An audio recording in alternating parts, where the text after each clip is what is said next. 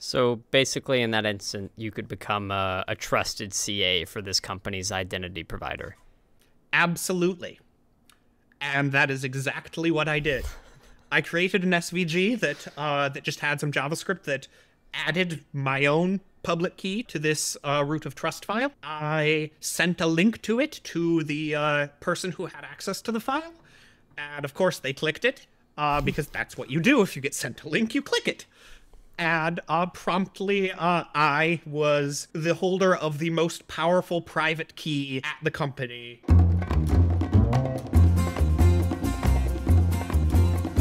Hey folks, welcome to the second episode of the Security Engineering Show, the #1 show about security engineering by real security engineers. I'm Noah Stanford. Joining me today is Ian Eldred-Pudney, the head of engineering at ZeroPass, formerly the lead of Google's infrastructure security research team. So, Ian is unironically the best engineer I've met in my 15 years online and has a crazy amount of experience between software engineering, blue team engineering, and offensive security. Today's episode is called Hijacking the Most Important Web Page on the Internet, and I think you will find that the story lives up to the hype. Welcome to the show today, Ian. Glad to have you on. Yeah, thanks for having me. So to kick things right off, I guess, I'd like to hear more about your background. What were some of your previous roles and what sort of work did you do? Long ago, back when FIDO was a new thing, I built a U2F implementation for a major security vendor nowadays. And that is probably the first real thing I did in security, but I liked security a lot and it just grew from there. I eventually became a security researcher at Google, where I found and fixed vulnerabilities in Google's most important infrastructure. I wrote software to analyze access control to figure out who actually has access to what in really complicated systems. I built the Atheros Python fuzzer, which has found hundreds of bugs in Python. And I did a brief stint working on secret projects at Google X that I cannot talk about. Yeah, it's interesting you mentioned the access control thing at Google, because I think that's, one of the things that companies stumble on a lot is, who has access control to what may be a very easy thing to answer directly in terms of Noah has access to Figma at the company, but figuring out, how I may have access to things I don't even know about is a really interesting problem to solve. Yeah, absolutely. You have a thing where you don't have access to that data, but you have access to this machine, and it has the credentials to decrypt that data in an encrypted but publicly accessible spot. So actually, you do have access to the data. Very interesting, seriously. So to get back to the topic of today's episode, we're talking about hijacking the, quote, most important web page on the internet. We're going to be talking about a red team exercise where Ian hijacked one of the most important logins on the internet today. Ian, if you want, do you want to run briefly through an account of sort of this exercise? Yeah, absolutely. So, as Noah mentioned, this is the story of a bug that compromised an entire company. And most of these exercises I can't talk about, but this one I actually can, and so I'm very happy to be here today. So, this started with an extremely tiny bug in an extremely unimportant system.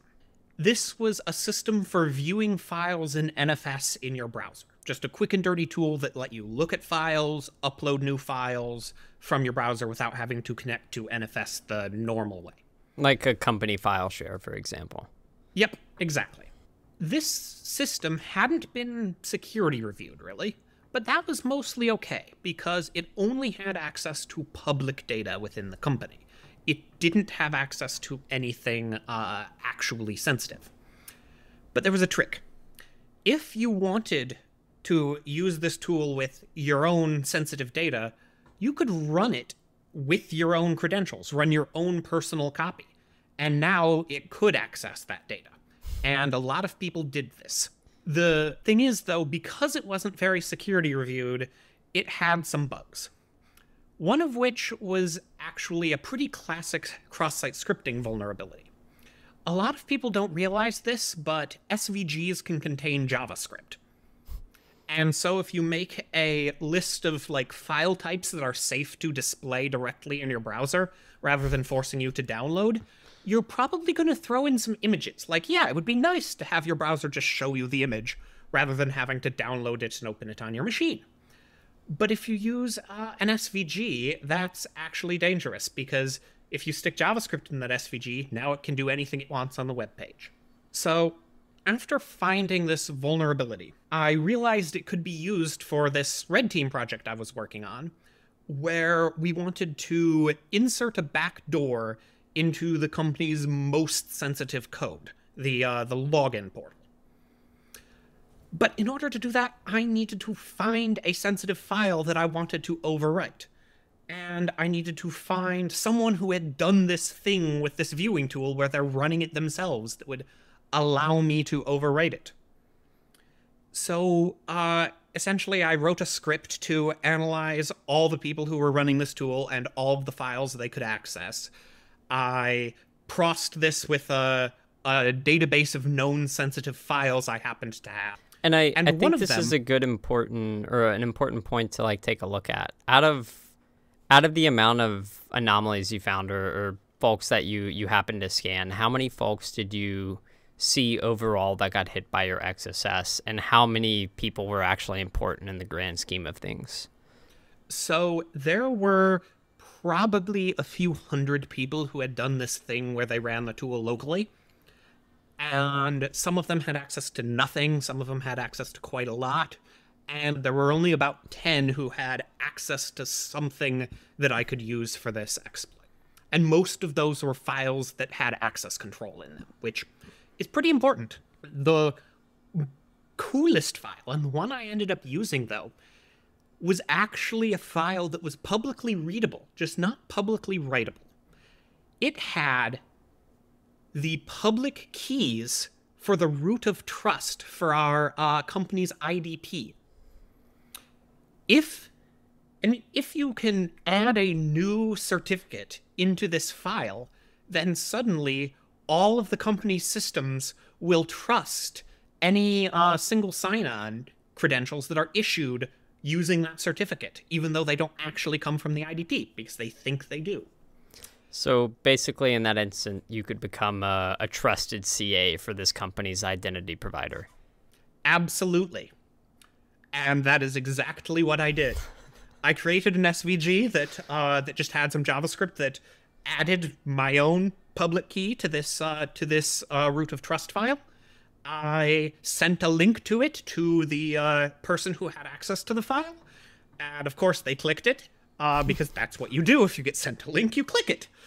And promptly, I was the holder of the most powerful private key at the company for about 5 minutes, because I didn't want to leave the credentials lying around in plain text any longer than I absolutely had to. And that's all the time I needed to perform the exploit. Yeah, that makes sense. And I think something I've seen from previous organizations is that sometimes we think our systems are too complex for some outside attacker to actually perform these attacks in a meaningful amount of time. You know, they're going to have to sit around for days and weeks to actually figure this out. But I guess the two questions I'd ask are, how long did it take you to prepare that exploit and test it before you actually landed on that privileged user? And, you know, how long did it actually take for that exploit to run after you had landed? It took probably a couple hours for me to write the code to figure out who I should target and what file I should target. And it took me about probably another hour or two to figure out how to issue the credentials so that I would be able to impersonate people, because it's not a clean publicly accessible API. It's something custom. So it took maybe 4 hours of work once I found the bug. The actual time to run the exploit was basically nil. Yeah. And just goes to show folks that, you know, once somebody has access to your organization, especially in a privileged way that they've studied for hours in advance, they can get the exploit they need done in 10 seconds or less, I would say, is the feasible amount of time for these things to run. Absolutely. And another very important takeaway here is even the unimportant systems can actually be important. This hadn't been security reviewed because no one thought it mattered. But actually it really, really did because of people misusing it. Yeah. And a great point is, like, let's say you have some other, it sounds like this file viewer was a pretty integral part of the company, but let's say it wasn't protected against something like cross-site request forgery. Somebody could reasonably write an exploit on a very unimportant service to actually exploit this end system and then, send a request to it to upload this file or whatnot. Absolutely. And actually, no, this file viewer was not an important part of the company. Yeah. Which just makes this exploit chain even more absurd. So talk to me about what happened after you have the initial exploit running. You've gotten this person to run your JavaScript payload. It's added your public key to the list of trusted IDP signers. What happens from there? How do you make changes that really end up mattering on that company's login portal? So from here, I have the ability to impersonate anyone. I can just issue myself a credential that says I am them. But my goal is to insert a backdoor in some code. So what I do is I figure out who actually owns the code, who has the power to insert the backdoor. Because this code is so sensitive, it took 2 people agreeing to change the code. One person had to draft and send the pull request, and they had to be trusted, and then someone else had to approve the pull request, and they also had to be trusted. All I did was issue myself credentials as both of them. I use one to send the pull request that adds the backdoor, and the other to approve it. But there is one more trick. See, a lot of times code review tools are set up to email you when someone changes your code. If you care about this directory, you might want to know about the changes. And this would have emailed these real people, and they would have been like, I did not make this PR. I wanted to stop this from happening. How were you able to go around, the actual legitimate users for this system getting an email about this malicious pull request? So, people spend a lot of effort making sure that their emails get delivered, usually marketers. But it turns out if you don't want your email delivered, you just fill it with spam. Congratulations, you're the millionth visitor, and your email address was randomly selected to win the lottery via prepaid debit card. But you need to buy me gift cards first. And also, are you interested in purchasing a timeshare? Basically, fill it with spam, Nigerian prints, whatever you can to get the user to still receive the email, but in an inbox they're never going to check. Absolutely.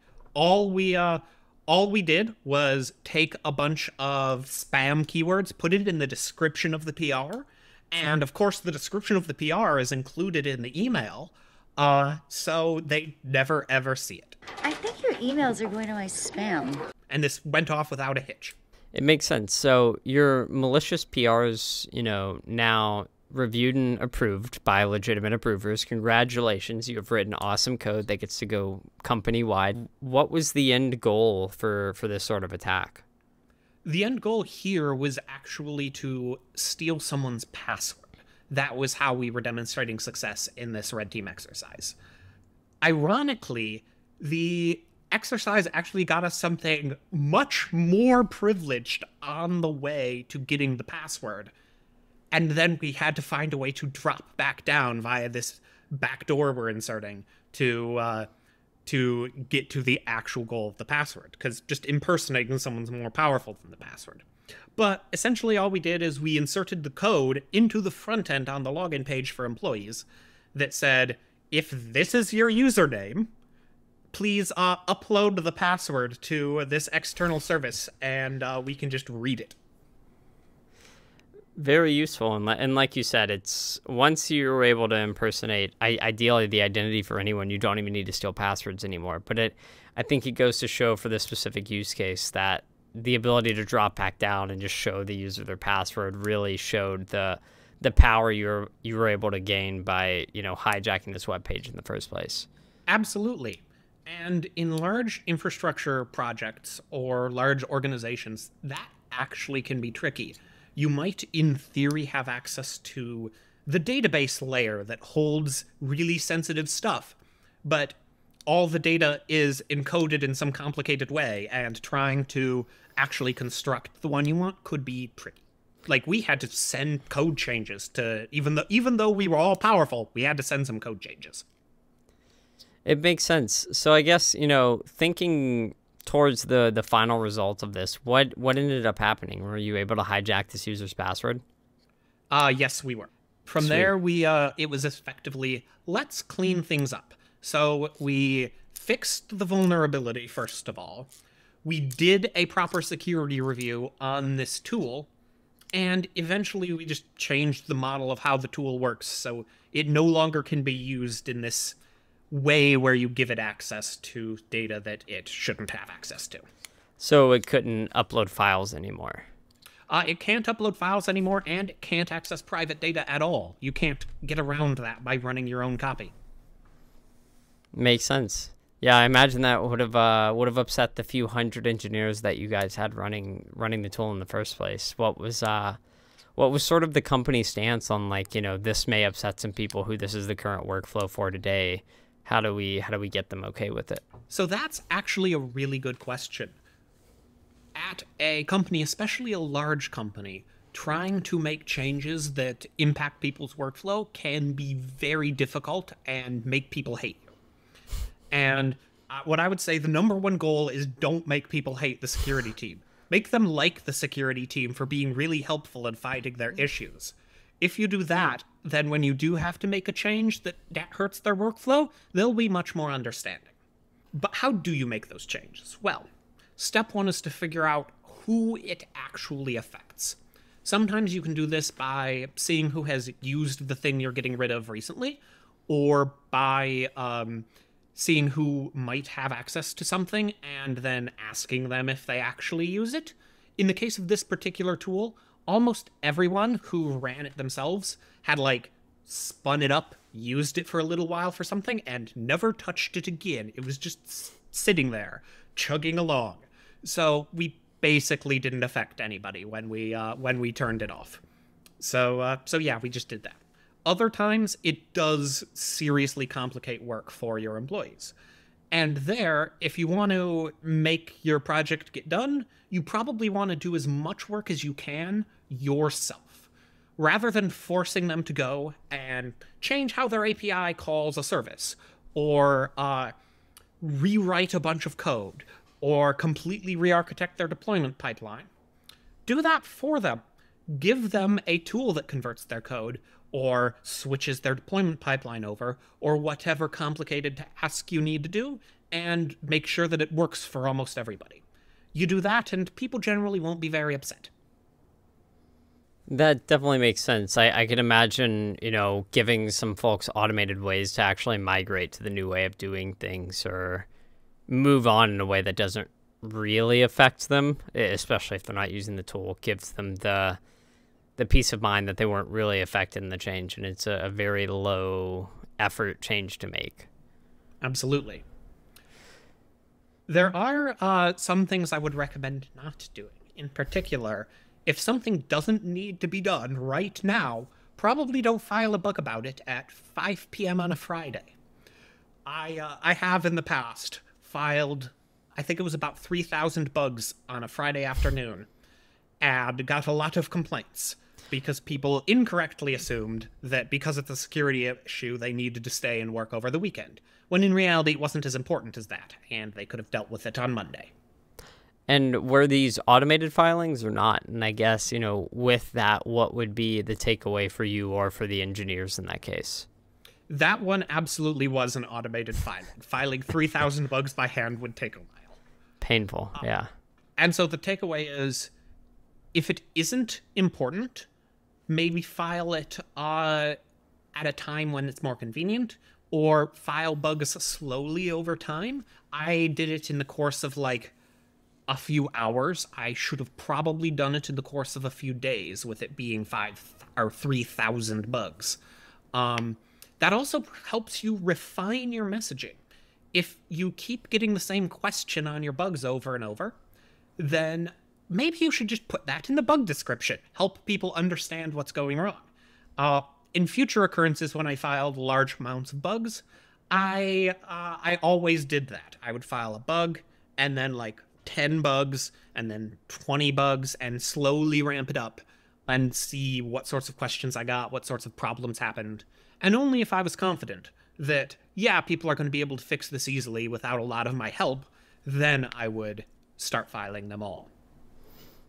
And so to recap the exploit chain on the bug you had mentioned, realistically, it started with an XSS and a relatively unimportant service, and that cross-site scripting led to you getting JavaScript execution on this tool. That tool could upload files to a company file viewer, and then unfortunately for the company, that file viewer had access to a very important file via that tool based on the users who were viewing it.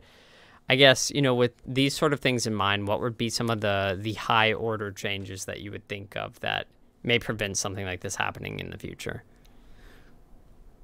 I would say the highest order change is avoid having unprivileged things or less secure systems, let's say, systems that you haven't held to a high security standard. Avoid letting them have access to systems that have been held to a high security standard because they hold something important. Number one, understand your infrastructure. Understand your software. Figure out what things actually use what. Because there's a good chance that if X uses Y, but nobody knows that X uses Y, Y might not have been acceptably reviewed. Thing two is, now that you know what uses what and what relies on what, understand what's important and what things are worth caring about. Number three is build a good threat model. There's no point in securing against a certain kind of attack if another kind of attack by the same kind of person could do the same thing. There's no point in putting a lot of security around editing certain files if some random tool then can bypass all that security and edit them. You need to either remove the tool or put the security around that tool as well, so that you've repaired your security boundary. And thing number three is, now that you know what's important, now that you understand the threat models, prioritize the things that are most important and work on those.